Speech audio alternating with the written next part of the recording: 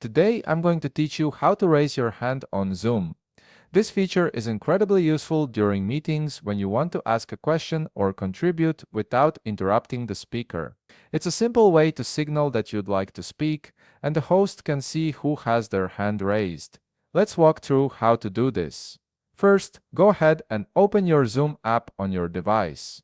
Once it's launched, you'll need to log in with your credentials. Enter your email address and password to access your account.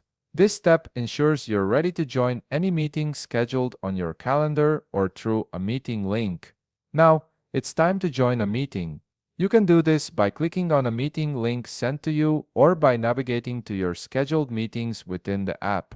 Once you've clicked to join, you'll enter the meeting room where you can see other participants and the host.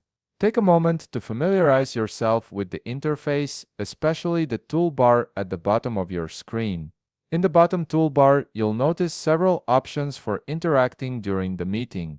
Look for the button labeled React. This is where Zoom houses all its engagement features, including reactions and the raise hand function. Click on the React button to open up the menu of available options. From the menu that appears, select Raise Hand. Once you click this, a hand icon will appear next to your name in the participants list, making it visible to the host and other attendees. This is a polite and organized way to indicate you have something to say without speaking over someone else. The host can then acknowledge you when it's your turn to speak. If you're finished raising your hand and no longer need to contribute, or if the host has already addressed your question, you'll want to lower your hand. Simply click on the React button again in the bottom toolbar and this time select Lower Hand. This removes the hand icon from your name and signals that you no longer need to speak.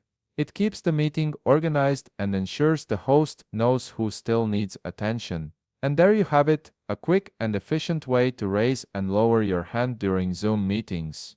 This feature helps maintain order and makes sure everyone gets a chance to participate without chaos. If you found this video helpful, please leave a like, subscribe, and see you in the next video.